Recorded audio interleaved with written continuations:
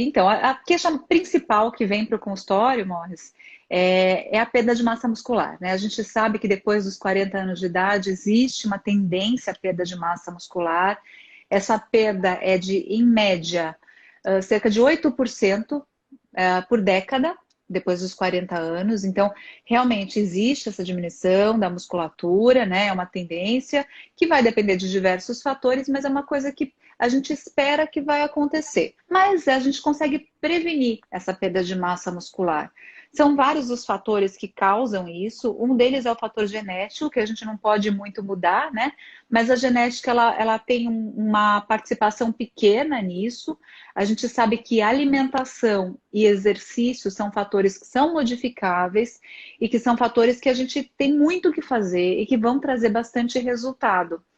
Quando a gente fala em manutenção, até em aumento de massa muscular. Se a gente tiver realmente uma alimentação equilibrada, a gente consegue, inclusive, ganhar massa muscular depois dos 40, 50 anos de idade. Um dos nutrientes que a gente tem que tomar bastante cuidado é a proteína, né? A proteína é um nutriente importante aí para a nossa massa muscular. Não é só a proteína, mas é um nutriente que a gente tem que prestar bastante atenção. Então, existe uma recomendação de injeção de proteína para a gente ganhar músculo e para a gente manter.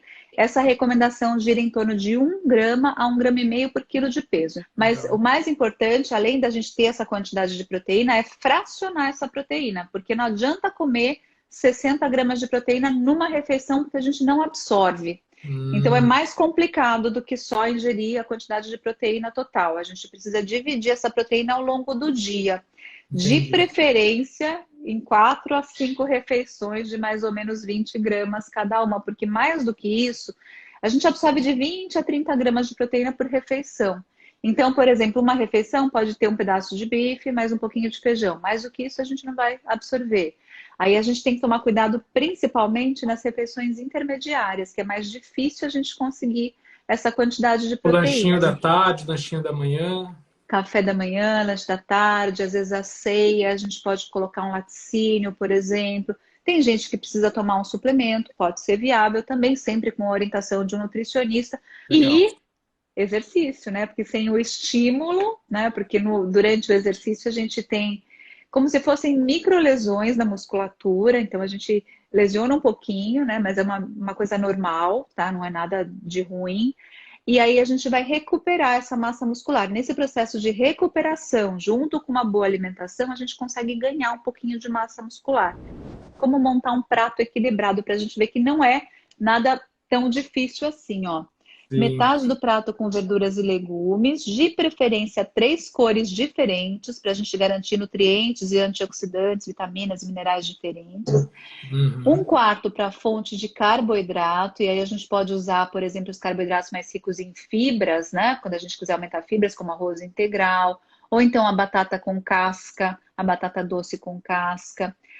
E um quarto para proteína, que pode ser de origem animal, para as pessoas que comem alimentos de origem animal, carne, frango, peixe e ovos, e ou de origem vegetal, né? É, como feijão, grão de bico, ervilha, lentilha, o próprio tofu, a soja, né?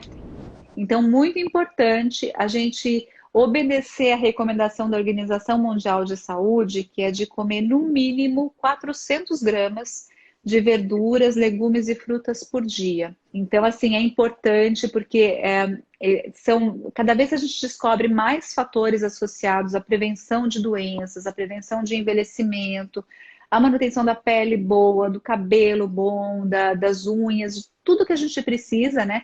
Diminuição da flacidez junto com as proteínas, obviamente, né? Com o consumo desses alimentos. E não é difícil da gente colocar no dia a dia se a gente se propuser a ter equilíbrio na alimentação. Então, por exemplo, 3 frutas ao dia, uma no café da manhã, uma à tarde, uma à noite.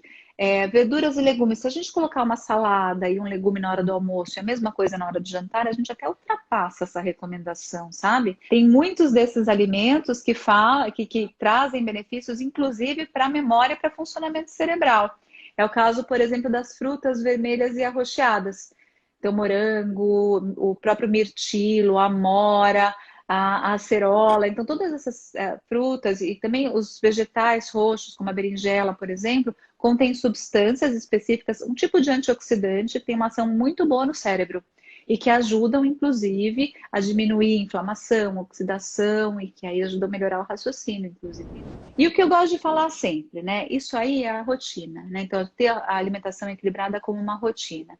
Mas também se permitir comer outros alimentos de vez em quando é importante, até para aliviar estresse, para a gente ter um pouquinho de vida social, se bem que hoje em Bom, dia a gente tem vida eu ia te social na nossa perguntar, aquela casa. pizza no fim de semana. Pois é, não, tem que fazer parte, porque tudo pode fazer parte de uma alimentação equilibrada. Não existe alimento bom ou ruim, não existe permitido e proibido.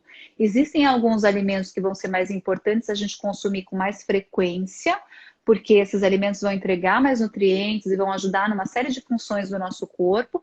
E existem alguns outros alimentos que vão ser mais ricos em gordura, ou em açúcar, ou em sódio, sal, né? Mas que vão ter uma maior palatabilidade, então a gente vai achar às vezes alguns deles mais gostosos e vai ter mais prazer na hora de comer, e aí vale a pena comer com prazer, né? Aproveitar o máximo daquele alimento, comer devagar mesmo, para ter o máximo do que o alimento pode trazer, mas comer com menos frequência, obviamente. Mas tem uma outra queixa muito importante das pessoas depois dos 40, 50 anos, mesmo as mulheres depois da menopausa, elas apresentam mais queixa de dificuldade com o sono. Isso é muito comum. E aí o sono, quando ele não é muito bom, ele não vai ser reparador, então ele vai fazer com que a gente não consiga reparar a massa muscular, e aí tem outras alterações que acontecem, inclusive aumento de cortisol e tudo mais. Tem várias estratégias. Criar um ritual é importante, então desligar luzes, desligar aparelhos eletrônicos, né? Evitar levar o celular para a cama é muito comum, a gente faz isso, né? De ficar nas redes sociais antes de dormir, mas essa tela azul atrapalha a gente, atrapalha a produção de melatonina, né? E aí criar um ritual, você tentar tomar um banho quente, relaxante, tomar um chazinho, tem vários chás que ajudam. Então, chá de camomila, chá de erva cidreira. Para quem tem muito problema com sono, um chá que ajuda a dormir, é bem relaxante, é daquele talo do alface. Tem uma atividade boa para colocar a gente para dormir, viu?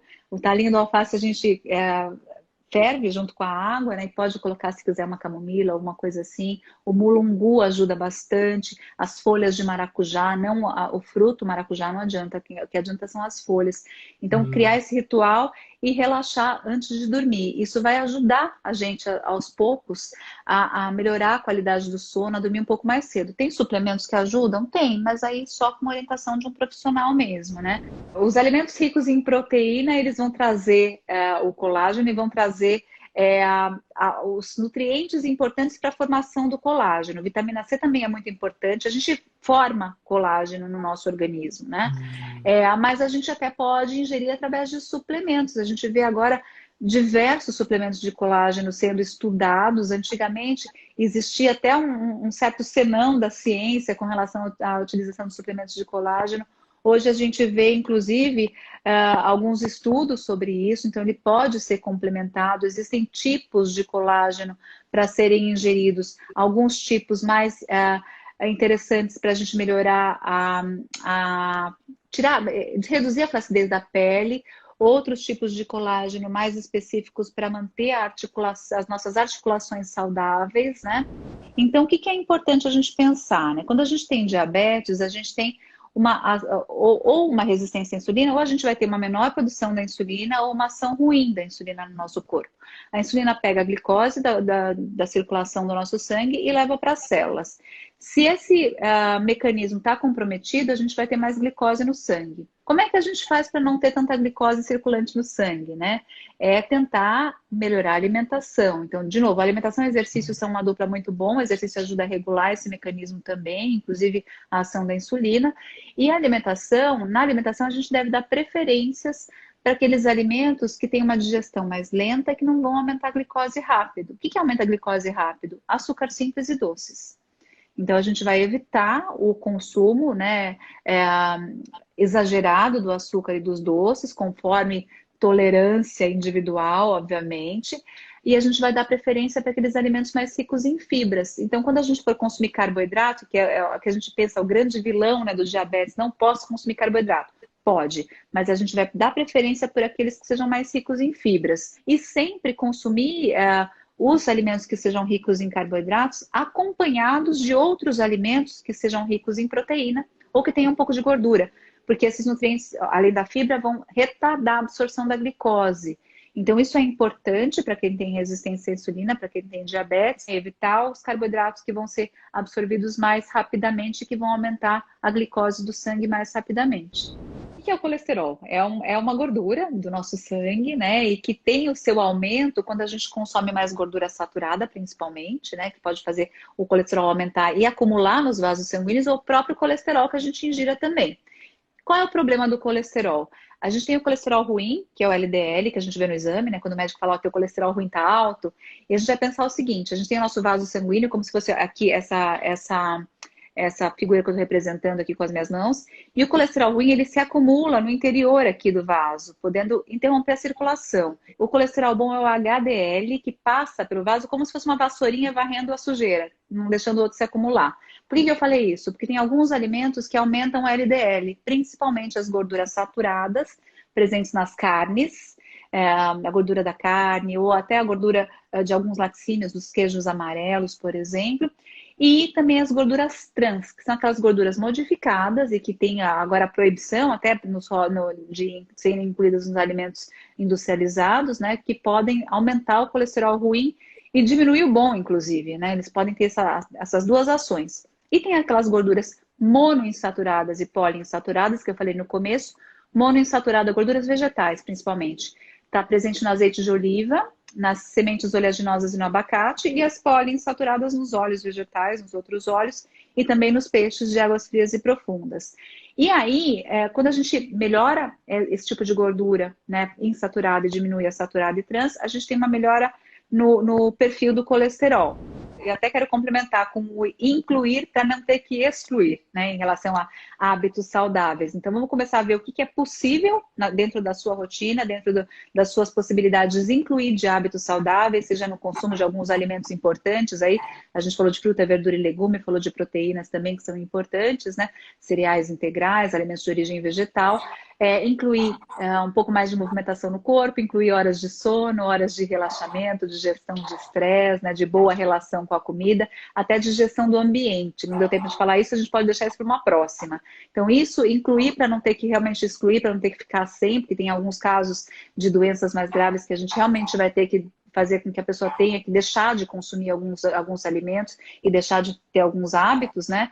Então, para que isso não aconteça, a gente vai prevenir de acordo com as possibilidades agora.